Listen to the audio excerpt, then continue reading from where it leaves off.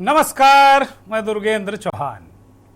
Uttar Pradesh police में सिपाहियों के 60,244 पदों के लिए भर्ती परीक्षा का दोबारा ऐलान कर दिया गया है। अब ये परीक्षा 23 अगस्त से 31 अगस्त के बीच 5 दिन 2 पालियों में चलेगी। 60 लाख से अधिक अभ्यर्थियों ने 60,000 से अधिक पदों के लिए आवेदन किया था। आप समझ सकते हैं कि पद 60,000 से थोड़ा सा ज्यादा और आवेदन 60 लाख से अधिक ये आवेदन किए थे। परीक्षा भी हुई थी, लेकिन पेपर लीक के कारण इसे सरकार को निरस्त करना पड़ा था। लोकसभा चुनाव में जो पीछे हुआ है उसमें विपक्षी गठबंधन इंडिया और खासतौर पर समाजवादी पार्टी और कांग्रेस ने पुलिस भर्ती उत्तर प्रदेश में जो हुई उसके पेपर लीक और बेरोजगारी को लेकर बड़ा मुद्दा बनाया और सत्ताधारी भारतीय जनता पार्टी को कड़ी चुनौती लोकसभा चुनाव में दी। कहा जाता है कि इसकी वजह से ही बड़ी संख्या में युवाओं ने बूथ पर अपना विरोध प्रकट किया और भारतीय जनता पार्टी के खिलाफ जाकर वोट किया और उत्तर प्रदेश में भाजपा को भारी नुकसान हुआ। विपक्ष लगातार पेपर लीक और बेरोजगारी को लेकर मुख्य मुद्दे के रूप में इसे सरकार के खिलाफ इस्तेमाल कर रहा है। जो ताजा संसद का मानसून सत्र अभी जो चल रहा है उसके पहले दिन ही नेता प्रतिपक्ष राहुल गांधी ने नीट का हवाला तो दिया, लेकिन उन्होंने कहा कि केवल नीट की बात नहीं है, पूरे परीक्षा सिस्टम को ही उन्होंने फ्रॉड बताकर और पूंजीपतियों के हाथों में कैद बताकर मोदी सरकार को सीधा घेरा और हमला किया। उत्तर प्रदेश में 10 विधानसभा सीटों के उपचुनाव जल्द ही हैं और उसके बाद 2027 में विधानसभा का चुनाव होना है। भाजपा संगठन और सरकार के अंदर से ही अपनी सरकार के खिलाफ स्वर भी अब जग जाहिर हैं। ऐसे में पुलिस भर्ती योगी सरकार के लिए क्या अग्नि परीक्षा होगी? मंथन में आज सबसे बड़ा यही सवाल।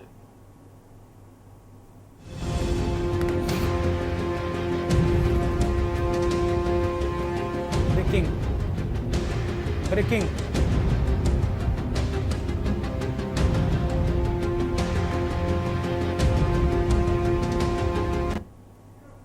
उत्तर प्रदेश में पुलिस की भर्ती की जो परीक्षा 23 अगस्त से शुरू होकर 31 अगस्त तक चलेगी, क्या वो उत्तर प्रदेश सरकार के लिए, योगी सरकार के लिए एक तरीके से अग्नि परीक्षा होगी? क्योंकि उत्तर प्रदेश सरकार ने जो कानून बनाया और केंद्र ने जो कानून बनाया उसके बाद ये बड़ी परीक्षा होगी, पहली बड़ी परीक्षा होगी जो होने जा रही है और इसमें सारे कानून, सारे सिस्टम का भी टेस्ट होगा। उन परीक्षार्थियों का तो टेस्ट होगा ही, सरकार का तो टेस्ट होगा ही, सिस्टम का और तंत्र का भी टेस्ट होगा। तो ये अग्नि परीक्षा जैसी है उत्तर प्रदेश सरकार के लिए। इस विषय पर हम आगे बढ़ें इससे पहले एक बड़ी और अहम खबर आपको लखनऊ से बता रहे हैं। उत्तर प्रदेश की राजधानी लखनऊ में ये खबर थोड़ी देर पहले ब्रेक हुई है। वास्तव में यह खबर जो घटनाक्रम है वो कल का है। मुख्यमंत्री योगी आदित्यनाथ और अपना दल कमेरावादी के नेता विधायक पल्लवी पटेल के बीच मुलाकात हुई है। आधा घंटे तक ये मुलाकात चली है। इसे राजनीतिक हलकों में एक अलग राजनीतिक समीकरण के रूप में देखा जा रहा है, क्योंकि इस वक्त केशव प्रसाद मौर्य डिप्टी सीएम लगातार कार्यकर्ताओं के कंधे पर बंदूक रखकर वो सरकार पर निशाना साध रहे हैं। कह रहे हैं कार्यकर्ताओं को सुनी नहीं जा रही है। केशव जी कहते हैं कि मैं भी कार्यकर्ताओं, मेरा दर्द क्या है वो कार्यकर्ताओं का दर्द है, वो मेरा दर्द है। 2017 से लगातार सरकार में है, लेकिन वो कार्यकर्ताओं के कंधे पर बंदूक रखकर योगी आदित्यनाथ पर निशाना साधते हैं, उनके काम और उनकी सरकार पर निशाना साधते हैं। हाल में ही केशव प्रसाद मौर्य ने एक पत्र लिखा उन विभागों को, नियुक्ति और कार्मिक विभाग, दोनों विभाग मुख्यमंत्री के पास हैं। उससे पूछा है कि भाई ओबीसी और अन्य वर्गों के आरक्षण की क्या स्थिति है, उसका जवाब मांगा है केशव प्रसाद मौर्य ने।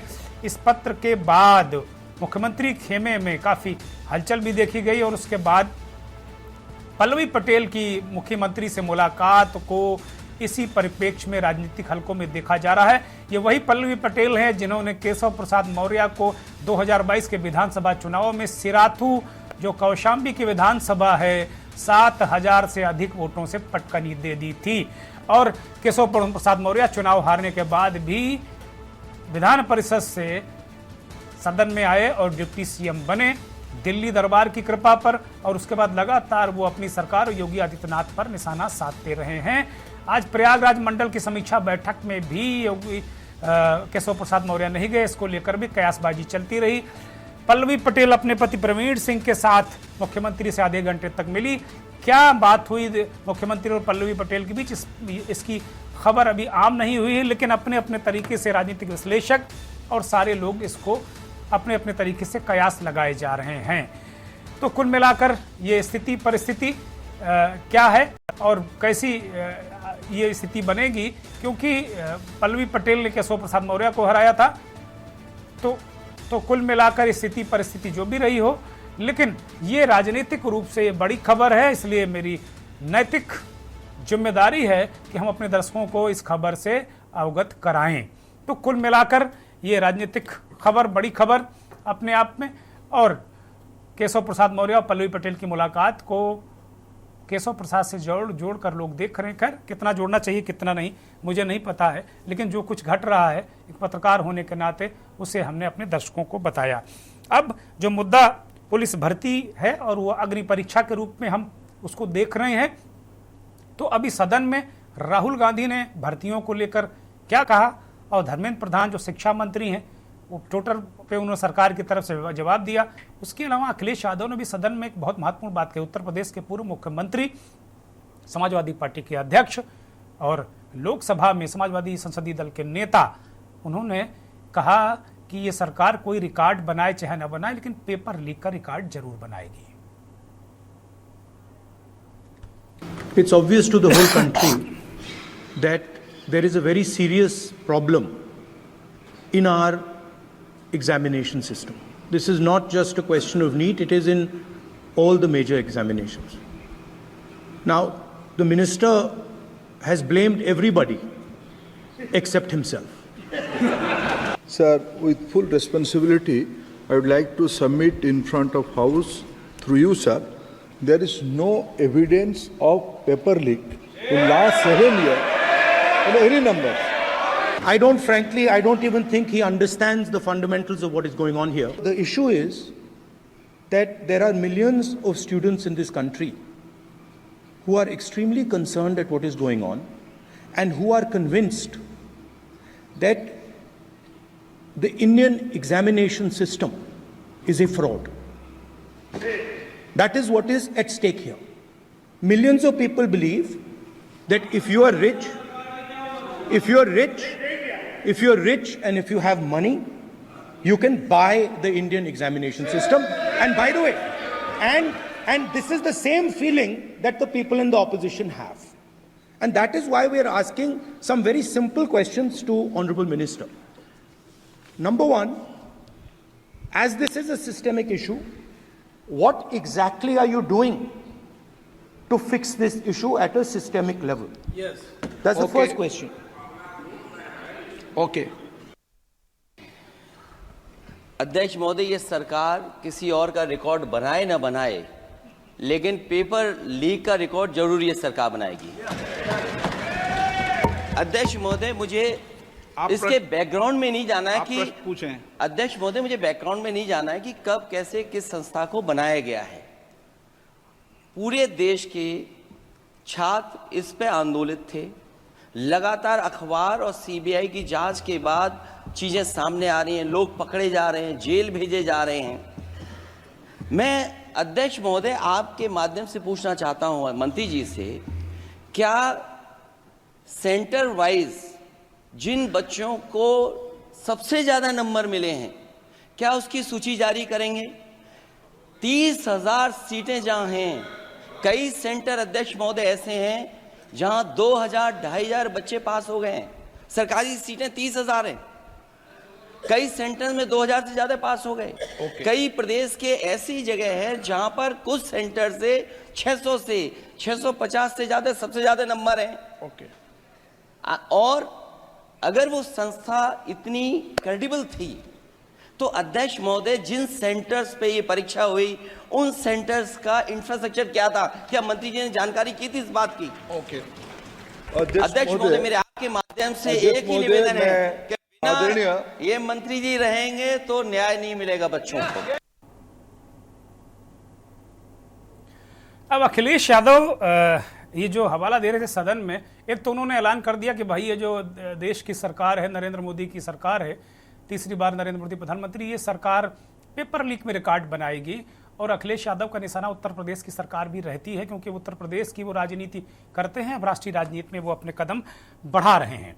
तो कुल मिलाकर अखिलेश यादव पुलिस भर्ती को लेकर पहले भी कह चुके हैं। जवाब में भारतीय जनता पार्टी के लोग जो पुरानी पुलिस भर्तियां हुई हैं, चाहे मायावती के कार्यकाल में हो, चाहे अखिलेश यादव के कार्यकाल में, ये आरोप लगाते रहे कि एक जाति विशेष के लोगों को भर्ती किया गया। और इस बार चुनाव में भी जो भारतीय जनता पार्टी की समीक्षा बैठकें हो रही, उसमें कहा जा रहा है कि अखिलेश यादव ने जिन लोगों को भर्ती किया था, मुलायम सिंह ने जिन लोगों को भर्ती किया था, उन लोगों ने इस बार वफादारी करके भारतीय जनता पार्टी को चोट पहुंचाई। बीएलओ ने तमाम लोगों के वोट काट दिए। तो ये पूरा जो गुणागणित है, ये वास्तव में एक महत्वपूर्ण बात यह है कि चाहे उत्तर प्रदेश में शिक्षक भर्ती हो या पुलिस भर्ती, ये राजनीति से सीधे जुड़ी रही है। और समाजवादी पार्टी खास तौर पर पुलिस की भर्तियां उसके कार्यकाल में ज़्यादा होती रही पूर्व में, और शिक्षकों को लेकर भी कहा जाता रहा है। तो शिक्षकों के लिए, पुलिस के लिए बड़ी फेवरेबल सरकार समाजवादी पार्टी मुलायम सिंह की हुआ करती थी। मौजूदा सरकार भी पुलिस भर्तियां कर रही, शिक्षकों की भर्तियां की है। तो अब कौन फेवरेट है मुझे पता नहीं, लेकिन पूर्व की बातें ये रही हैं। लेकिन जो लोकसभा का चुनाव हुआ है उसमें तो कम से कम ये तो तय हो गया कि युवाओं की फेवरेट भारतीय जनता पार्टी नहीं रही, वरना 33 सीट पर वो पार्टी नहीं निपटती और समाजवादी पार्टी 37 सीट पर जाकर देश की तीसरे नंबर की पार्टी नहीं होती। ऐसा विश्लेषक मानते हैं, ऐसा बहुत सारे पत्रकार मानते हैं, बहुत सारी चीज़ें इस तरीके की होती हैं। लेकिन पुलिस भर्ती हमेशा पॉलिटिकल मुद्दा बनकर रही है, इस पर राजनीति, पुलिस और पुलिस की भर्ती पर राजनीति भी होती रही है। आज जो विषय है वो पुलिस भर्ती अग्नि परीक्षा के रूप में हम इसे देख रहे हैं, क्योंकि एक बार फिर हम अपने दर्शकों को बता दें कि उत्तर प्रदेश के मुख्यमंत्री योगी आदित्यनाथ ने बहुत कठोर कानून बनाया जब ये पेपर लीक नीट वाला हुआ था। और उसके बाद, उससे पहले देश में भी लोकसभा और राज्यसभा में बिल पास होने के बाद एक कानून बन गया था, लेकिन वो शक्ल में नहीं आया था, वो अभी हाल में शक्ल में आया है। तो वो कानून भी इस समय अमल में है। तो राज्य और केंद्र का जो कानून है, उसके बाद ये पहली बड़ी परीक्षा है जिसमें तकरीबन 60 लाख से अधिक अभ्यर्थी होंगे और पद हैं 60,244। मेहमान हमारे साथ जुड़ गए हैं उत्तर प्रदेश और देश के जाने माने वरिष्ठ पत्रकार, विश्लेषक, लेखक गौरव अवस्थी हमारे साथ जुड़े हैं। बहुत स्वागत गौरव जी, बहुत धन्यवाद, बहुत आभार। मयंक शुक्ला समाजवादी पार्टी के नेता, प्रवक्ता हमारे साथ जुड़े हैं, आपका भी बहुत स्वागत, बहुत धन्यवाद, बहुत आभार। अमरदीप त्रिपाठी भारतीय जनता पार्टी के नेता, प्रवक्ता जुड़े हैं, अमरदीप आपका भी बहुत स्वागत, बहुत धन्यवाद। योगेंद्र गौतम एक पुलिस अभ्यर्थी हैं, वो हमारे साथ जुड़े हैं, बहुत स्वागत, बहुत धन्यवाद। और थोड़ी देर में कुछ और मेहमान हमारे साथ जुड़ सकते हैं। सीधा जो सवाल मेरा होगा वो गौरव अवस्थी से ही होगा। गौरव जी, आपके पास आ रहा हूँ, चूँकि आपका 35 वर्षों से अधिक का पत्रकारिता का अनुभव और तमाम सरकारों को आते जाते देखा है, फील्ड पर उतर कर रिपोर्टिंग की है और बड़े दायित्वों को आपने निभाया है। पुलिस भर्ती हमेशा एक राजनीति का विषय रहती है उत्तर प्रदेश में, और पुलिस की राजनीति लोग करते हैं, नेता भी पुलिस की राजनीति करते हैं। पुलिस की ट्रांसफर पोस्टिंग, थाना चौकी से ही नीचे का संगठन, सरकारें, इस बार भी जो समीक्षा हो रही है उसमें कहा जा रहा है थानेदार नहीं सुनना, दरोगा नहीं सुन रहा, सिपाही बहुत मार रहा है। तो ये पुलिस और राजनीति एक दूसरे में बिल्कुल गुंथी हुई है, तो इसको हम अलग भी नहीं कर सकते। ये भर्ती अग्नि परीक्षा के रूप में हम इसे देख रहे हैं, आपकी नजर और नजरिया गौरव जी। नमस्कार दुर्गेश जी, और अभी जो आपने सवाल उठाया, वाकई में निश्चित रूप से पुलिस भर्ती हो या दूसरी अन्य भर्तियां हो, उनमें सब में सवाल आज तक उठते आए हैं। ऐसा कोई एजुकेशन सिस्टम न प्रदेश में और न केंद्र में जो हालत देख रहे हैं कि जिस पर उंगली ना उठे। अखिलेश यादव जी की सरकार में, जैसा भी आपने कहा कि एक जाति के लोगों की भर्ती की बात आवाज उठती रही है, जो आज सत्ता में है वही लोग उसको प्रमुखता देते रहे हैं। और भारतीय जनता पार्टी का राज है, तो जब लोगों की उम्मीद बढ़ी तो पेपर लीक के ऐसे मामले एकाएक इतने बढ़े कि भारतीय जनता पार्टी को भी अंकुश का सामना करना ही पड़ गया। तो ये जो आपने बड़ी संख्या बताई कि 60 लाख अभ्यर्थी, अब आप सोचिए कि 60 लाख परिवार प्रभावित हो रहा था। चुनाव में जब भारतीय जनता पार्टी प्रभावित हो गई तब भर्तियों की याद आ गई। अब उपचुनाव है, इसमें अपना अपना परफॉर्मेंस देना है सबको। तो राजनीति से इतर अगर हम लोग इन भर्तियों को, पुलिस की ही नहीं, सभी तरह की भर्तियों में, छोटी बड़ी वो संविदा कर्मचारियों की भर्ती हो या फुल टाइम वर्कर की बात हो, इन सब में भर्तियों में पारदर्शिता आनी चाहिए। और बिना पारदर्शिता के भर्तियां कभी भी निष्पक्ष और हो नहीं सकती हैं। आप सब जानते हैं कि भर्तियों में होता क्या है और उसका बुरा प्रभाव पड़ता किस वर्ग पर है। तो निश्चित रूप से अभी जो राजनीतिक तौर पे कदम उठते हैं, हमें तो लगता है कि उसके बजाय ये एक ऑनगोइंग प्रोसेस लगातार चलता रहना चाहिए कि हमारी भर्तियों में कोई पक्षपात, कोई पूर्वाग्रह, किसी भी तरह का भ्रष्टाचार न सामने आए। इस तरह की एक नीति और नीयत हर सरकार को, आज भारतीय जनता पार्टी है, कल घूम के समाजवादी पार्टी आएगी, फिर कोई कांग्रेस या बसपा का, जो भी सारे लोग राज कर चुके हैं इस प्रदेश में। तो राजनीतिक दलों को सोचना चाहिए। आज समाजवादी पार्टी कटघरे में खड़ा कर सकती है, कल भारतीय जनता पार्टी और दूसरी विपक्षी पार्टियां समाजवादी पार्टी को खड़ा करती रही हैं। तो इस कटघरे को तोड़ने की नीयत राजनीतिक दलों में दिखनी चाहिए। और वो कोई भी दल हो, हम तो ये उम्मीद करेंगे कि केवल चुनाव तक ही ये पारदर्शिता और ये तेजी न रहे। जो वाजिब भर्तियां हैं, जो सरकार करना चाहती है, जिनके लिए उनके पास पद रिक्त है, उन सब पर भर्ती होनी चाहिए। वो संविदा की हो या पूर्ण रूप से कर्मचारियों की भर्ती हो, उन सभी पदों को भरना चाहिए। आज भी हम देखते हैं कि अस्पतालों में विशेषज्ञ डॉक्टर नहीं है। आपने एक नियम बनाया है कि मेडिकल कॉलेज, सरकारी मेडिकल कॉलेज में जो MBBS करेंगे वो गाँव में जाके सेवाएं देंगे 2 साल के लिए, उनको बॉन्ड किया जाएगा, उनके ऊपर बाउंडेशन आ रहे। इस तरह के नियम और भी सख्त होके आने चाहिए जिससे कि सेवाएं प्रभावित ना हो। और पुलिस का राजनीतिकरण तो बहुत गलत है। और भर्तियों में जो राजनीति हो रही है, भर्तियों की राजनीति बंद होनी चाहिए। इनको पूर्वाग्रह ग्रस्त से अलग हटकर देखा जाना चाहिए, पार्टी और सरकार कोई भी। ठीक बात है, ठीक बात है। बड़ी महत्वपूर्ण बात गौरव जी ने कही कि भाई ये कटघरा तोड़ना चाहिए राजनीतिक दलों के लिए। ये जो क्रक्स है, गौरव जी की बात का जो क्रक्स है कि भाई ये कटघरा है कि कल आप हैं तो हमें कटघरे में खड़ा कर रहे हैं, कल हम होंगे तो हम आपको कटघरे में खड़ा करेंगे। ये कटघरा जो है, ये क्या जनता के लिए एक छलावा है क्या? अभ्यर्थियों के लिए, युवाओं के लिए छलावा है क्या कि एक दूसरे को कटघरे में खड़ा करते रहो? और पब्लिक को आप समझ सकते हैं कि पब्लिक या जो अच्छा अभ्यर्थी हैं उनको क्या बनते हैं। हमारे साथ अभ्यर्थी जुड़े हैं, पुलिस भर्ती के अभ्यर्थी हैं योगेंद्र गौतम। योगेंद्र गौतम, एक तो जब परीक्षा का जो पेपर लीक हुआ था चुनाव से पहले, उस वक्त की मनः स्थिति आपके और आपके परिवार की, वो जरा मैं जानना चाहता हूं। और आज जब ये आया कि भाई अब डेट आ गई है, नौकरी आपके लिए बाहें फैलाए हुए इंतजार कर रही है, आज तब और अब की एक मनः स्थिति, और फिर क्या आप मानते हैं क्या जो लोग जाएंगे परीक्षा देने, तो क्या ट्रस्ट लेवल बढ़ा है क्या? जो सरकार ने अभी हाल में कदम उठाए हैं, चाहे उत्तर प्रदेश की योगी आदित्यनाथ सरकार हो, चाहे केंद्र की नरेंद्र मोदी सरकार हो, जो कदम बढ़े हैं, क्या उनसे ट्रस्ट लेवल बढ़ा है, घटा है, पहले जैसा ही है? योगेंद्र सर, अब कोई भी भरोसा नहीं रह गया है, क्योंकि फरवरी माह में जो हम लोगों की परीक्षा आयोजित होनी थी, हम लोगों ने काफी तैयारी किया था, और तैयारी करने के बाद जब हम लोग परीक्षा देने गए थे और जिस तरह से परीक्षा लीक, उस तरह से हम लोगों का मनोबल बहुत बुरी तरह ये टूट गया है।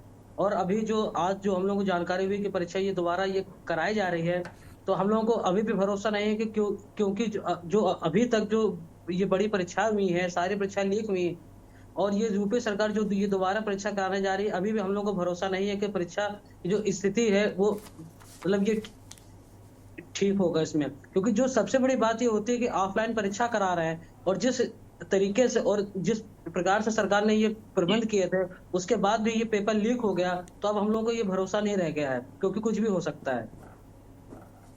नहीं, क्यों भाई, अब भरोसा तो करना पड़ेगा, क्योंकि कोई ना कोई व्यवस्था तो बनेगी, कोई ना कोई, ऐसा तो है नहीं कि भाई एक बार कोई गलती होती, चीज़ें होती ही योगेंद्र, ठीक है।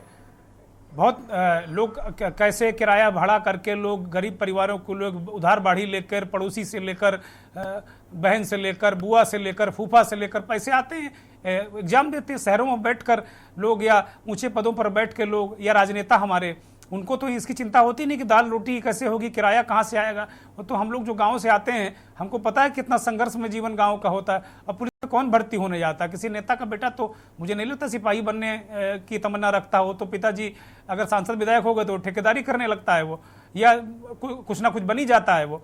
तो सबसे बड़ी बात यह है कि आम आदमी जो होता है, लेकिन आप क्यों नहीं ट्रस्ट कर पा रहे हैं? भाई सरकार ने आपको भरोसा दिलाया है, वो कह रहे हैं कि भाई हम कार्रवाई करेंगे, 1 करोड़ रुपया जुर्माना है, सजा है, हम सिस्टम को और ठीक कर रहे हैं। तो सर, आप लोगों के, आपकी तो परीक्षा है, सरकार की अग्नि परीक्षा है योगेंद्र। मैंने भी 9 सेंटर में एग्जाम दिया था, लेकिन एग्जाम देने के 10 मिनट पहले मुझे टेलीग्राम एक ग्रुप पे एक मैसेज आया कि यूपी ये भर्ती परीक्षा का पेपर है, आप लोग उसको पढ़ लीजिए, इतने पैसे डालिए, हो जाएगा। लेकिन हम थे, और मेरे जो मतलब कुछ लोग थे जो साथ के लोग थे, हम लोगों ने उसको देखा, 5 मिनट उसको पेपर को देखा, और जैसे ही परीक्षा देना स्टार्ट किया तो सेम टू सेम पूरा पेपर था।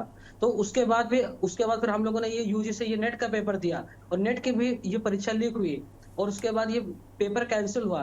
तो उसके बाद अब हम लोगों को बिल्कुल यकीन नहीं रह गया। और खास तौर पर जो ऑफलाइन परीक्षा होती है, ऑफलाइन परीक्षा में तो अब हम लोगों को यकीन ही नहीं रह गया, क्योंकि ऑफलाइन परीक्षा कहीं भी और कभी भी लीक हो सकती है। अगर यही यूपी पुलिस की जो परीक्षा अगर ऑनलाइन अगर सरकार अगर ये करवाती है, तो कुछ हद तक हम लोगों को यकीन होगा कि हाँ, कुछ सरकार ने मतलब ठोस कदम उठाए हैं। नहीं, ऑफलाइन में क्या दिक्कत आ रही है? ऑफलाइन में क्या आपको लग रहा है कि ये आपके साथ ईमानदारी नहीं होगी, और ऑनलाइन में क्या गारंटी की ईमानदारी होगी? मैं 2 साल से लगातार प्रतियोगी परीक्षाओं की तैयारी कर रहा हूँ, और अधिकतर एग्जाम हुए हैं कि कोई लीक हुआ है, कोई कैंसिल हो गया है। तो जो भी पेपर जो लीक हुए, अधिकतर उसमें ऑफलाइन ही ये पेपर हुए हैं। अगर ऑनलाइन अगर परीक्षा होती है तो कुछ हद तक हम लोग ये मान सकते हैं कि इसमें ये नकल या पेपर लीक जैसी घटनाएं नहीं होगी। लेकिन जो यूपी पुलिस की जो परीक्षा हुई थी फरवरी माह में, जिस तरीके से पेपर लीक हुआ है, और उसके जो पीछे लोग हैं, और जिस तरीके से परीक्षा लीक कराया गया है, एक गेस्ट हाउस में पेपर सॉल्व कराया गया है, इससे तो यही साबित होता है कि इसके पीछे यूपी पुलिस के जिम्मेदार अधिकारी और कई राजनीतिक दलों के बड़े नेता भी हो सकते हैं। क्योंकि इतनी बड़ी परीक्षा जो सरकार कराती है, तमाम सुरक्षा के प्रबंध करते हैं, हर चीज पूरी सुरक्षा व्यवस्था करती है, उसके बाद भी अगर ये लीक होता है तो जो तमाम छात्र हैं, सारे लोगों के जो छात्र हैं, हम हैं या अन्य साथी हैं मेरे, तो सारे लोगों के मन में अब एक ही चीज का संशय है कि दोबारा परीक्षा हो रही है, क्या ये परीक्षा बिना लीक के होगी या मतलब होगा? ठीक बात। अमरदीप त्रिपाठी, मुझे लगता है ना मुझे कुछ पूछने की जरूरत है, ना कुछ कहने की जरूरत है। एक अभ्यर्थी, गौरव जी ने एक बड़ी महत्वपूर्ण बात कही, कटघरा तोड़ना चाहिए, लेकिन अभ्यर्थी तो कह रहा कि अब मुझे ट्रस्ट ही नहीं है, अब मुझे किसी ऑफलाइन परीक्षा पर ट्रस्ट नहीं है। OMR सीट से जो परीक्षा होती है, नीट की हो चाहे वो, पेपर लीक हो जाता है। उत्तर प्रदेश पुलिस भर्ती, 60 लाख लोग कैसे बसों ट्रेनों में लद कर गए होंगे? 60 लाख अभ्यर्थियों का मतलब 56-30, 3 करोड़ लोग परिवार के, मतलब एक परिवार में 5 लोग मानो तो लगभग 3 करोड़ लोग इस परीक्षा में इन्वॉल्व थे, डायरेक्ट और इनडायरेक्ट। उसके बाद ये दशा है। वो दावा कर रहे हैं कि राजनीतिक दलों के लोग भी इसमें शामिल हो सकते हैं इस लंबे खेल में, और क्यों ना दावा करें वो। आपकी पार्टी का जो सहयोगी है, ओम प्रकाश राजभर की पार्टी, उसका विधायक हिस्ट्री सीटर पे है, वो पेपर लीक करने में, वेदी राम हिस्ट्री सीटर है, वो रेलवे के पर्चे लीक कराने का मास्टर है वो, और वो विधायक बना, विधानसभा में बैठ रहा है, उसका समर्थन से सरकारें चल रही हैं। अब उसके नेता को पार्टी में शामिल किए हुए हैं। अभी 2-3 दिन बाद फैसला आना है, अब देखिए फैसला क्या आता है क्या नहीं आता है। लेकिन ये स्थिति है, आप कैसे भरोसा दिलाएंगे जब पेपर लीक वालों को सरकार में शामिल होंगे? पेपर लीक जो घोषित है उसके ऊपर 17 मुकदमे हैं, उस आदमी का समर्थन है, इस तरह के बहुत सारे लोग हैं, कैसे लोगों को भरोसा दिलाएंगे? हम बहुत अच्छी बात कर रहे हैं, मैंने तो आज कहा कि अग्नि परीक्षा है, मुख्यमंत्री जी की नीयत बहुत साफ है, बहुत अच्छे आदमी हैं, साधु संत हैं, उनसे कोई मतलब नहीं, किसी राग द्वेष से कोई मतलब नहीं, लेकिन उनको भी तो काम नहीं करने दिया जा रहा ना खुलकर। अगर परीक्षा का ठेका देना है तो गुजरात की एजेंसी लेगी और वो भाग जाएगा अमेरिका, इंग्लैंड और म्यांमार भाग जाता है वो। जब यहाँ उत्तर प्रदेश का पेपर लीक होता है पुलिस का तो म्यांमार भाग जाता है। अब वो कह रहे हैं भाई मैंने उसको ब्लैक लिस्टेड कर दिया। ब्लैक लिस्टेड करने से क्या मिल जाएगा? आदमी भाग गया, वो उसकी गिरफ्तारी क्यों नहीं हो रही? गुजरात जाकर उसके घर में बुलडोजर क्यों नहीं चल रहा? अमरदीप त्रिपाठी जी, चौहान साहब, हमारे उत्तर प्रदेश में हमारे सरकार के जो आज युवा बैठे हुए हैं योगेंद्र गौतम जी, उनके दर्द की, उनकी पीड़ा को मैं समझ सकता हूँ, उनकी भावनाओं को समझ सकता हूँ। और समाजवादी पार्टी के सरकार में, अखिलेश यादव जी के सरकार में जो अभ्यर्थी हुआ करते थे, पुलिस भर्तियों में जो जाते थे, और एक ही वर्ग के लोग, एक ही समाज के, एक ही जो है परिवार के लोग, लगभग एक ही क्षेत्र के लोग जो भर्तियां होती थी पुलिस में, तो हम दोनों की मनोदशा को देखे हैं और समझ रहे हैं। यह बहुत ही पीड़ा होती है, चाहे परीक्षा लीक हो, चाहे ठेकेदारी पे भर्ती हो, एक ही परिवार के लोग, एक ही समाज के लोग भर्ती हो। तो दोनों सरकारों में यह देखा गया है, पेपर लीक होना कहीं से भी इसको सही साबित नहीं कर सकता है, क्योंकि युवाओं के भविष्य का सवाल होता है। लेकिन बात यह होती है, जब राहुल गांधी जी जैसे लोग, अखिलेश यादव जी जैसे लोग पेपर लीक पे बात करते हैं। राहुल गांधी कभी भी नहीं कहते हैं कि राजस्थान में हमारी कांग्रेस की 5 साल सरकार रही और 5 साल में एक भी पेपर सफलतम नहीं हुआ। तब राहुल गांधी जी जाकर जो है वहां के मुख्यमंत्री से नहीं कहते हैं कि भाई हमारी सरकार है, आप क्या कर रहे हो, इस पे क्या एक्शन होना चाहिए। नहीं, राहुल गांधी का नेचर आप जानते हो। राहुल गांधी वही हैं जब मनमोहन सिंह सरकार के दो विधेयक फाड़कर ऐसे फेंक दिए थे उन्होंने। राहुल गांधी अपनी केंद्र सरकार की भी ऐसी तैसी कर सकते हैं। राहुल गांधी को आप अच्छी तरह जानते हो, वो किस तरीके के नेता हैं। मैं कोई राहुल गांधी का पैरोकार नहीं हूं, लेकिन नेचर बता सकता हूं कि राहुल गांधी अपनी हो या पराई, वो पूरे सिस्टम को फ्रैट करते हैं। आप लोगों के साथ दिक्कत यह है अमरदीप त्रिपाठी कि हम आपकी बात कहेंगे तो आप कहोगे अखिलेश यादव ने किया। हम अगर आपसे कहेंगे, योगेंद्र गौतम कहेंगे कि आपके उत्तर प्रदेश में 2017 से लेकर कितने पेपर झुआ भर लीक हुए हैं, तो आप कहोगे राजस्थान की बात कर लो। हम कहेंगे आपके नेता ने किया, आप कहो नेहरू जी ने ऐसा किया था। अरे भाई, अब जवाब आपको देना है। अगर इतने बढ़िया राहुल गांधी और अखिलेश यादव होते तो आप सरकार में थोड़ी होते, मोदी जी सरकार में थोड़ी होते, योगी जी सरकार में थोड़ी होते। भाई, विश्वास किया है ना, आप पे ट्रस्ट किया है ना। ये बातें बनाने से काम नहीं चलेगा, जनता को जवाब देना होगा आपको। चौहान साहब, हम जवाब देने के लिए बैठे हुए हैं, लेकिन जो सदन में जिस प्रकार से राहुल गांधी जी ने कहा कि जो है पेपर सिस्टम में इतनी गड़बड़ी है, तो इनकी जो एक लंबे अरसे तक कांग्रेस की सरकार रही, इन्होंने कोई कानून बनाया था क्या कठोर? अब बात रहती है जो पेपर लीक हुआ, अगर भारतीय जनता पार्टी के सरकार में पेपर लीक हुआ, आज योगेंद्र गौतम के मैं पीड़ा को समझ सकता हूं, तो उत्तर प्रदेश के मुख्यमंत्री योगी आदित्यनाथ जी ने आगे बढ़कर भारत के इतिहास में पहली बार निर्णय लिया कि जो भी पेपर माफिया होगा, नकल माफिया होगा, उसको आजीवन कारावास की सजा होगी और 1 करोड़ रुपए पकड़ो भाई। जो गुजरात वाली एजेंसी का मालिक विदेश भाग गया है, पकड़ो जाके उसको। बातें बनाने से नहीं काम चलेगा, कोई भी हो पकड़ो उसको, ढूंढ कर लाओ, कॉलर पकड़ कर लाओ, घर गिराओ उसका। करोड़ों लोगों का भविष्य फंसा दिया उसने। क्यों नहीं कर रहे हो? हमें तो नहीं पता चला कि उस पर कोई कार्रवाई हुई। उत्तर प्रदेश में उसके खिलाफ कोई मुकदमा लिखने की हैसियत किसी की हुई? नहीं लिखा गया मुकदमा। चौहान साहब, उत्तर प्रदेश के युवाओं को विश्वास दिलाना चाहता हूं कि जो भी नकल माफिया होगा किसी को बख्शा नहीं जाएगा। जो भी भाई, ये बहुत बड़ा शब्द है, उत्तर प्रदेश में किसी को बख्शा नहीं जाएगा। सामने सामने उदाहरण है भाई, गजब करते हो अमरदीप त्रिपाठी। मुझे एक ब्रेक पर जाना, मैं ब्रेक पर जा रहा हूं। ब्रेक से लौटूंगा तो मैं जरा जवाब भी लूंगा। समाजवादी पार्टी के नेता हमारे साथ हैं कि भाई आपकी सरकारों में तो सभी होता था, तो क्या अब आज आप क्यों सवाल उठा रहे हैं?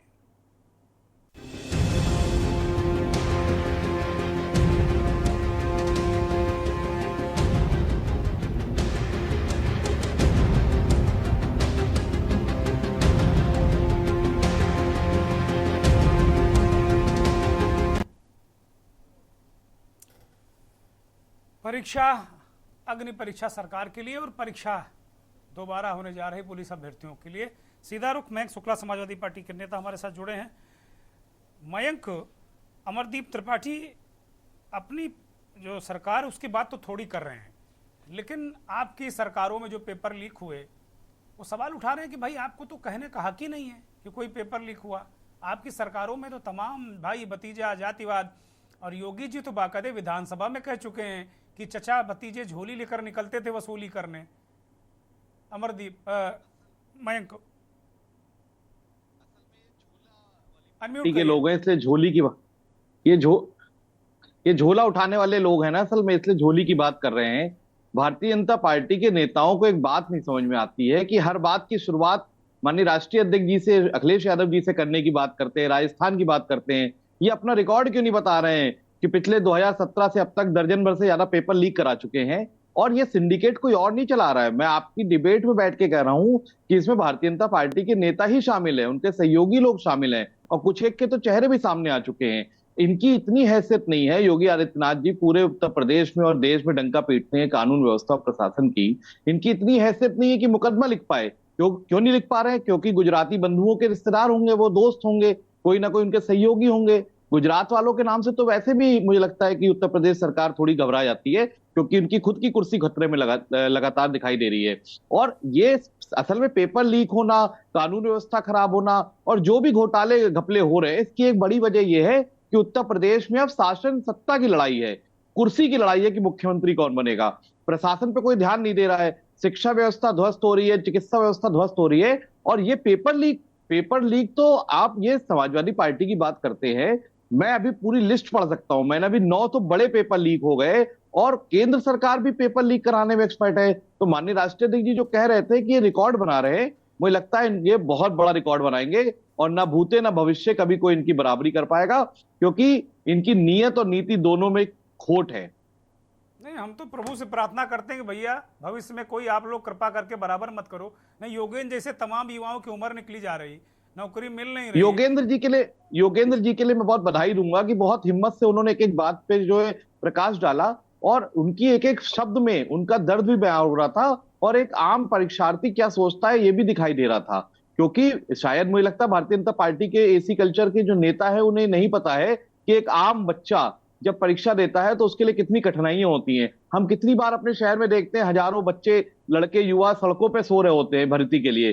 थोड़ी सी सीट्स होती हैं, थोड़ी सी भर्तियां होती हैं, हजारों लाखों युवा निकल आता है। क्योंकि भारतीय जनता पार्टी की सरकार 2014 से लेके अब तक, और डबल इंजन की 17 से लेके अब तक की सरकार बेरोजगारी खत्म करने के नाम पे कोई काम नहीं कर रही है। महंगाई कैसे खत्म करनी है, उनके पास कोई प्लानिंग नहीं है बजट में। मगर उनके पास प्लानिंग क्या है? परीक्षा कराओ, पैसे जमा कराओ और घोटाला। पुलिस भर्ती निकाली, बेरोजगारी ऐसे खत्म होगी जब लोग भर्ती होंगे।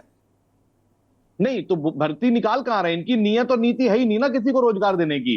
पहले निकलवाते हैं, फिर अपने सिंडिकेट से मिलकर वो पेपर लीक करा देते हैं। जब पेपर लीक करा देते हैं तो युवा फिर बेरोजगार रह जाता है, और इनके पास थोड़ी जमा पूंजी और इकट्ठी हो जाती है, जो पैसा फॉर्म के नाम पे लेते हैं। ये भी अपने आप में एक घोटाला है। मुझे लगता है उसे रिफंड कर देना चाहिए सरकार को, अगर थोड़ी बहुत शर्म लज्जा सरकार में हो तो। इस बार सरकार ने बसों में फ्री आने को की व्यवस्था की, बहुत सारी सुविधाएं दी हैं भाई, जो सरकार कर रही है। नहीं, मैं आपको बता दूं, वो जितनी सुविधाओं की बात कर रहे हैं वो मैं शेरो शायरी मुझे नहीं आती। वो कागजों में मौसम गुलाबी वाली बात है इनकी।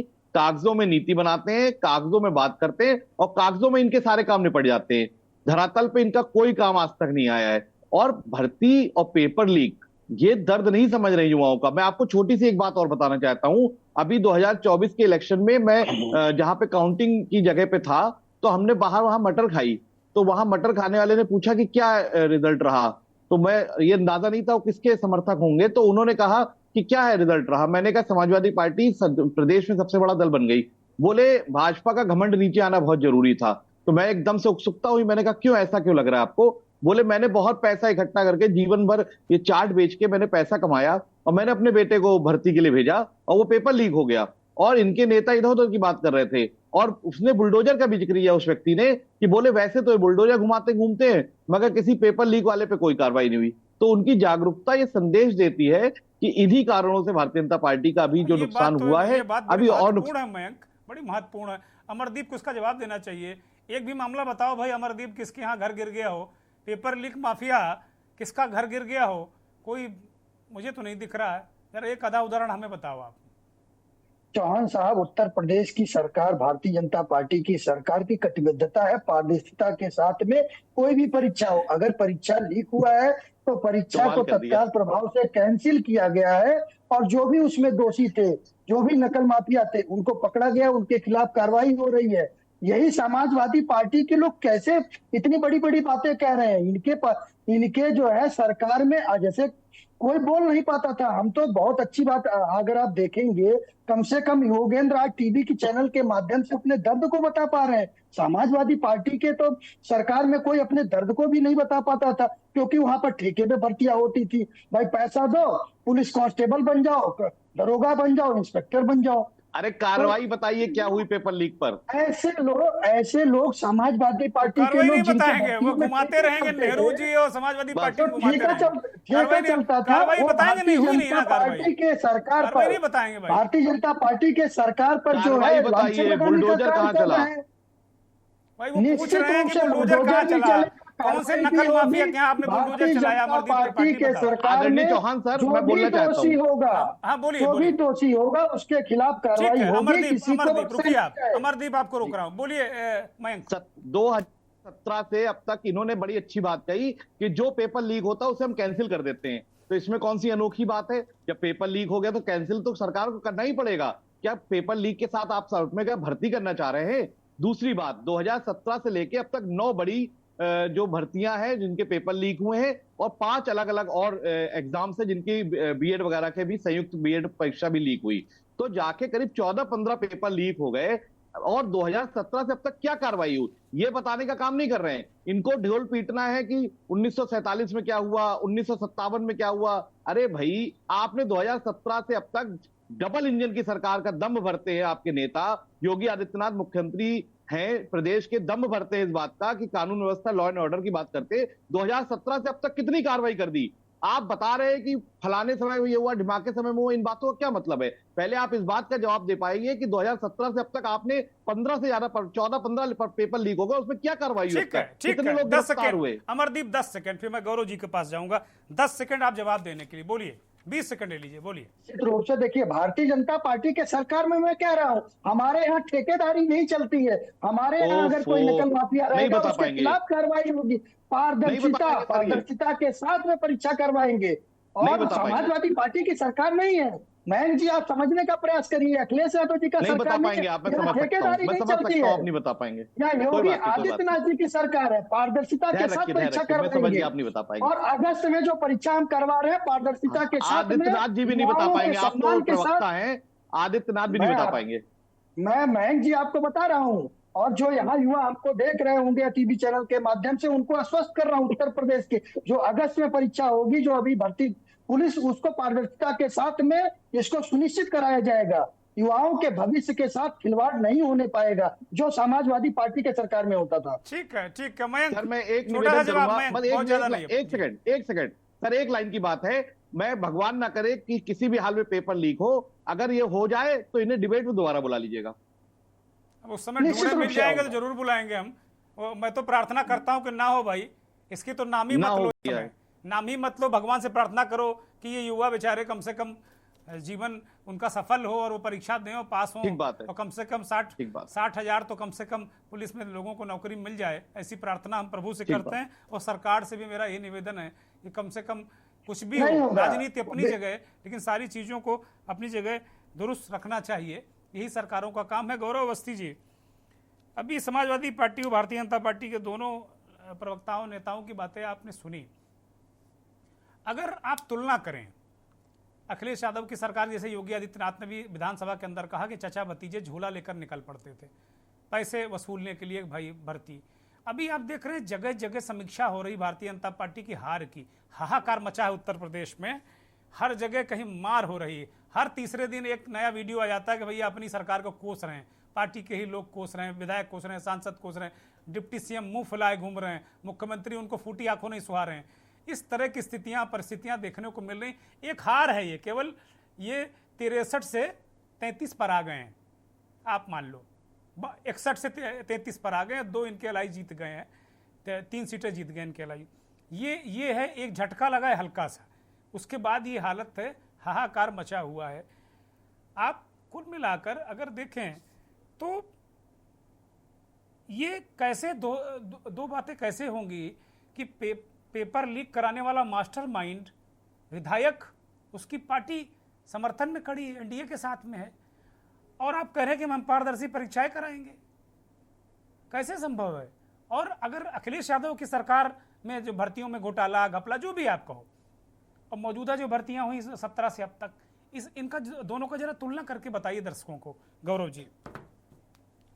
जी देखिए, इस बात को राजनीतिक दलों को सोचना चाहिए, आज जो सत्ता पक्ष में है, आज जो विपक्ष में है, कि चुनाव का एक झटका जहां पर आप अस्थायी रूप से सत्ता प्राप्त करते हैं और एक झटका आता है तो आप उसकी समीक्षा पर ले जुट जाते हैं, आपके अंदर बावेला मच जाता है। ऐसा ही जब किसी भी परीक्षा के अभ्यर्थी के साथ और उनके परिवार के जब इस मना स्थिति से गुजरते हैं कि पेपर लीक हो गया, परीक्षा कैंसिल हो गई, अब दोबारा होगी, तो आप ये सोचिए कि उन परिवारों में उस अभ्यर्थी की मानसिक स्थिति क्या होती है। आप देख रहे हैं कि राजनीतिक जो घटनाक्रम चल रहा है, तो इस समय योगी आदित्यनाथ जी की भी मानसिक स्थिति नहीं अच्छी दिख रही है, केशव प्रसाद मौर्य जी की भी नहीं दिख रही है, तमाम उलटफेर और गुटबाजी हो रही है।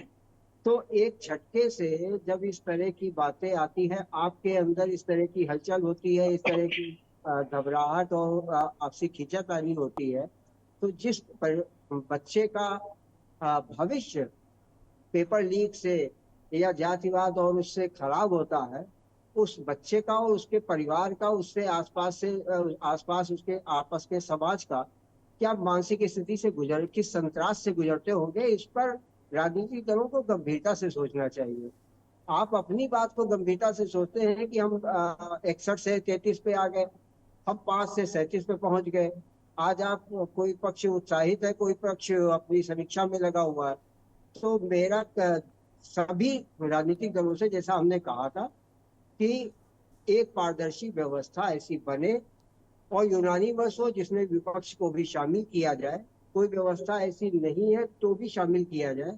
अब हालत यह है कि आज की राजनीति में कि जहां पर विपक्ष और सत्ता पक्ष मिलकर न्यायाधीश का चुनाव करते हैं या इस तरह के जो भी परंपराएं बनी हुई थी उनको तोड़ के एक नई परंपरा का जन्म देना, ये राजनीति पर विश्वास करने लायक बातें नहीं है। और दूसरा एक है कि हम समाज में जो लोग सरकारी नौकरी की चाह रखते हैं, जो आना चाहते हैं, अपने जीवन को सुधारना चाहते हैं, तो ऐसे समाज के लोगों से भी ये एक अनुग्रह का एक छोटा सा किस्सा अगर आपकी इजाजत हो सुना दूं। कृपया जरूर जरूर जरूर सुनाइए, जरूर। चंद्रभान गुप्त जी का नाम सुना होगा, उन्हीं के बहुत बड़े नेता थे। हाँ, मुख्यमंत्री भी रहे हैं के समय में, मुख्यमंत्री भी रहे। हाँ, मुख्यमंत्री भी रहे जी। उसके पहले वो गृह मंत्री थे जी। तो हमारे पिताजी एक किस्सा सुनाया करते थे कि चंद्रभान गुप्त जी हाइट में बहुत लो हाइट के, उनकी लंबाई बहुत नहीं थी जी। और उन्हीं का कोई व्यक्ति उनके पास, उनके अपने निर्वाचन क्षेत्र का व्यक्ति गया और उसने कहा कि हमारे बच्चे का पुलिस में भर्ती नहीं हो पाई जी। तो चंद्रभान जी ने जैसा होना चाहिए उन्होंने जवाब दिया कि उसकी योग्यता नहीं होगी, लंबाई नहीं होगी, दक्षता नहीं होगी, शारीरिक दक्षता नहीं होगी, नहीं हो पाया। तो उस व्यक्ति ने कहा कि तुम इतने बड़े हो, उसने बताया कि तुम 5 फीट के हो, तुम गृह मंत्री बन सकते हो, हमारा बच्चा सिपाही नहीं बन सकता। नाराज हुआ। ये किस्सा ये बताता है कि हमको, जो हम समाज के एक नागरिक, जिम्मेदार नागरिक होने के नाते, हम ये बात समाज में जो हमारे परिवार, हमारे समाज से होके अभ्यर्थी जाता है, उन परिवारों से भी हम आग्रह करना चाहते हैं कि आप राजनीतिकों से उम्मीद करना बंद कीजिए। आप भी इस बात में संकल्प होइए कि भर्ती पारदर्शी हो, हम हो या ना हो, हमारा बच्चा हो या ना हो, हमारा भतीजा हो या ना हो। समाज को राजनीतिकों से उम्मीद बंद करनी चाहिए और राजनीतिकों को भी लोगों में ये इच्छा नहीं जगानी चाहिए कि हम जीते, हमारी सरकार बनी तो आपका फला काम होगा। तो ये भी एक ट्रांसपेरेंट राजनीति, एक शुचितापूर्ण राजनीति और हमारी दोनों पक्षों से, समाज और राजनेता, क्योंकि राजनेताओं से सारी उम्मीद बांधी जाती है और वो उम्मीद बंधाते भी हैं चुनाव के वक्त। तो ये भी बाड़ा तोड़ने की जरूरत है कि हम अपने माइंडसेट को ठीक करें और राजनेता अपनी परफॉर्मेंस को भी कुछ ऐसा प्रस्तुत करें कि एक उदाहरण बन सके। ठीक बात तो है, ठीक बात है। मयंक, गौरव जी ने बढ़िया बात कही कि एक तो समाज को एक अलग ढांचा क्रिएट करना चाहिए, टोटल नेता के कंधे पर नहीं चढ़ना चाहिए। ठीक है, फला जी आ जाएंगे, नौकरी दे देंगे। नौकरी की एक ऐसी व्यवस्था हो सरकार में, चाहे मयंक रहें, चाहे गौरव जी रहें, चाहे दुर्गेन्द्र चौहान, चाहे योगेंद्र, चाहे अमरदीप, सरकार में कोई रहे, सरकार मतलब सरकार, तो उसको एक सरकार की तरह रिएक्ट करना चाहिए, प्राइवेट लिमिटेड कंपनी की तरह सरकारें नहीं चलनी चाहिए। मयंक, बहुत अच्छी बात कही गौरव जी ने, बहुत सारी बातों पर प्रकाश डाला। सरकार और समाज, असल में जो सरकार होती है वो समाज अपने एक वोट बैंक के माध्यम से वोट देकर बनाता है सरकार को। तो सरकार के ऊपर एक बड़ी जिम्मेदारी होती है समाज को अच्छी मूलभूत सुविधाएं देने का, शिक्षा, चिकित्सा आदि देने का। उसी में एक है पेपर जो होते हैं, जो नौकरियां निकलती है, जो भर्ती होती है, लोगों को रोजगार प्राप्त होते हैं। सरकारी नौकरियां एक रोजगार का ऐसा माध्यम है भारत देश के अंदर जो एक बड़ा माना जाता है। सरकारी नौकरियां कई बार व्यापार से भी ऊपर लोग मानते हैं। तो सरकारी नौकरियों में जब जब परीक्षा होगी तो लोग उत्साहित होंगे, भीड़ बढ़ेगी। तो मुझे ऐसा लगता है कि आपकी बात ठीक है कि सरकारों को इस बात पे ध्यान रखना चाहिए कि किसी भी हाल में छात्रों का और परीक्षार्थियों का हित कहीं भी खतरे में ना आए। तो मुझे लगता है कि आपकी बात ठीक है, और सरकार कोई भी हो, मुझे लगता है कि जनहित में काम करना चाहिए। उनकी जो प्राथमिकता है वो मूलभूत सुविधाओं पे होनी चाहिए। ऐसी परीक्षाएं हो जिससे छात्रों को उनका हक मिल पाए। मगर अगर ये नहीं हो पा रहा है तो विपक्ष की जिम्मेदारी है कि मजबूती से इनका विरोध करे, ताकि सरकार डरे।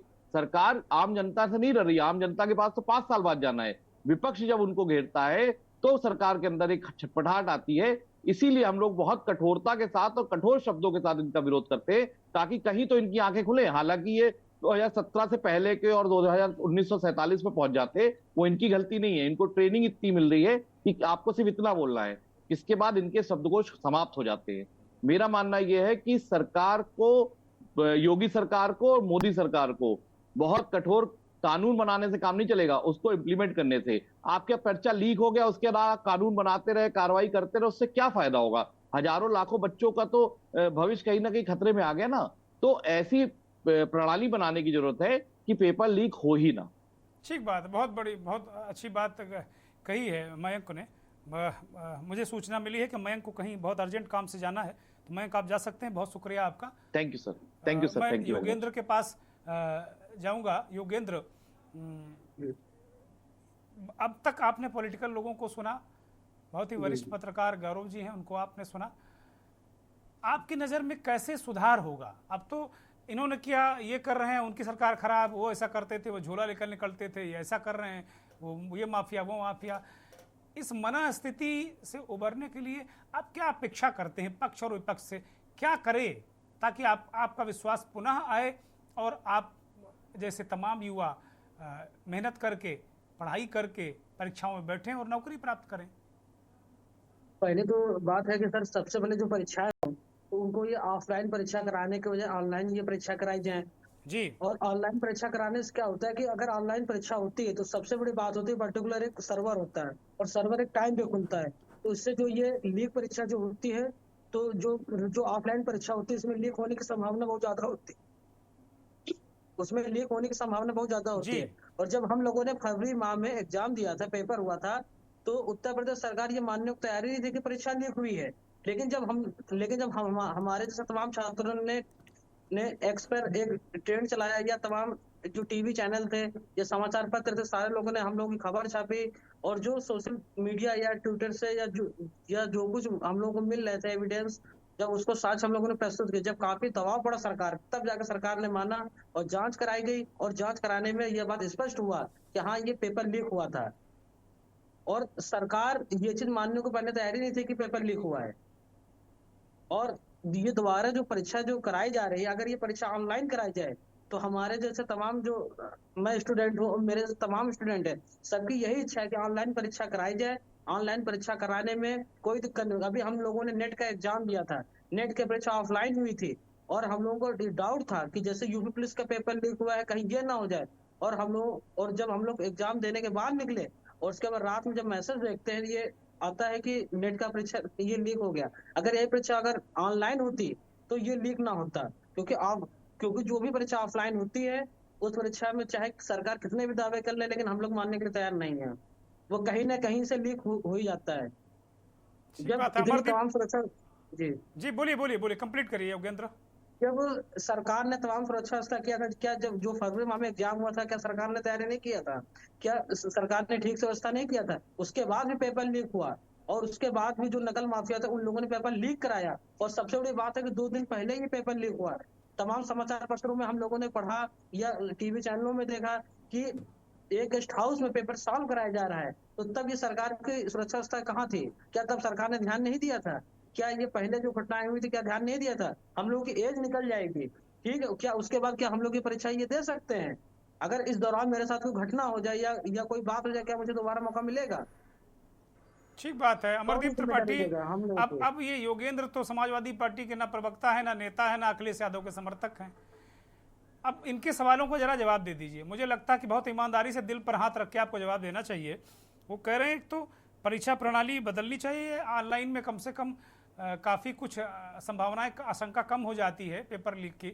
उसके अलावा वो सवाल वाजिब है कि भाई फरवरी वाली परीक्षा की क्या आपने व्यवस्था नहीं की थी, जो इस बार आप तीर मार देंगे, तूफान चला देंगे, उसकी भी आपने ठीक की होगी ना व्यवस्था, लीक हो गई। और एक बहुत बड़ी दिक्कत है कि ये सरकारें हठ धर्मिता करती हैं, ये मानने को तैयार नहीं, वो किसी दल की हो, किसी राज्य की हो, कहीं भी हो, वो मानने को तैयार नहीं होती। नीट पेपर लीक हुआ बिहार में 2 जगह, मानने को तैयार ही नहीं थे शिक्षा मंत्री जी, माना नहीं माना, माना नहीं माना। मतलब कोई बात, कैसे काम चलेगा भाई? इस देश का युवा जो आपकी तरफ देखता है, सरकारों की तरफ देखता है, वो कैसे जिएगा, कैसे चलेगा? जी चौहान साहब, देश के युवाओं के साथ, भविष्य के साथ में किसी भी प्रकार की राजनीति नहीं होनी चाहिए, चाहे वो भारतीय जनता पार्टी की सरकार हो, चाहे कांग्रेस की हो, चाहे सपा की हो।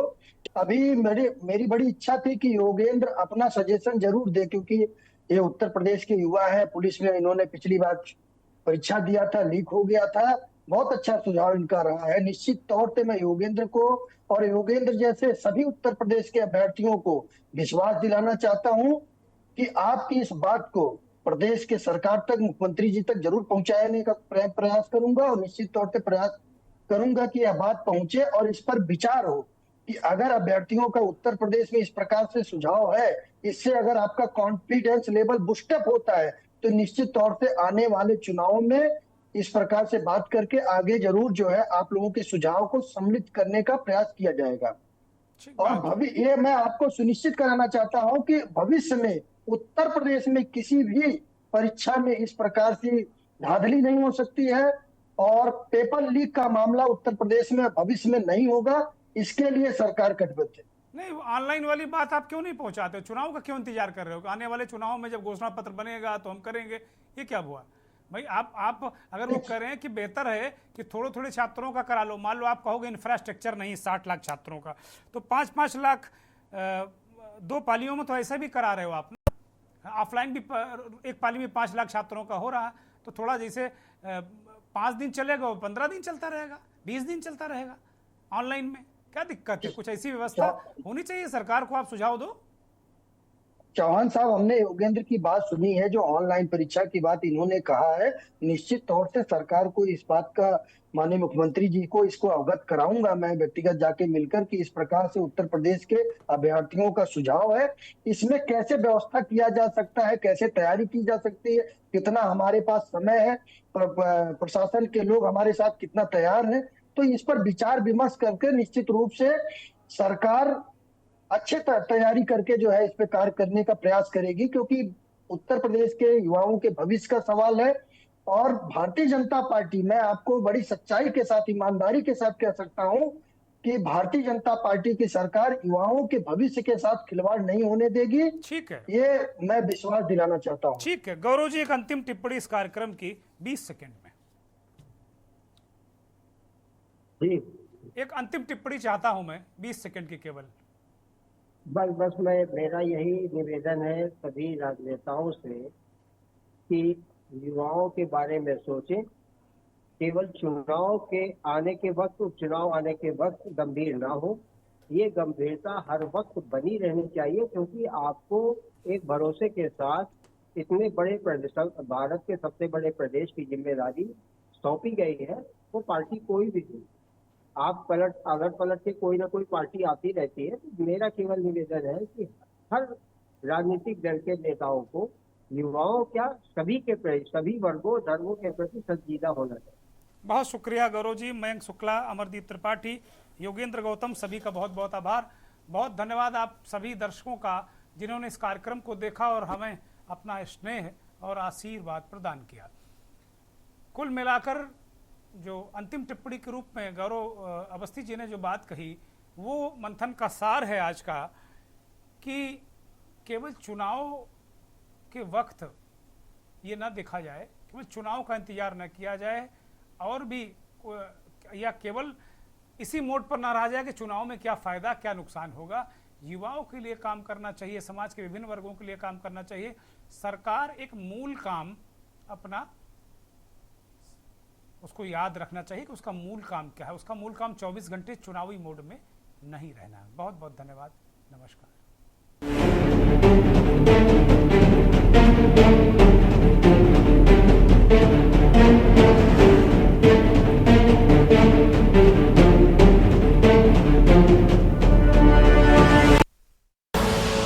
आप देख रहे हैं के न्यूज़, खबरों का सारथी।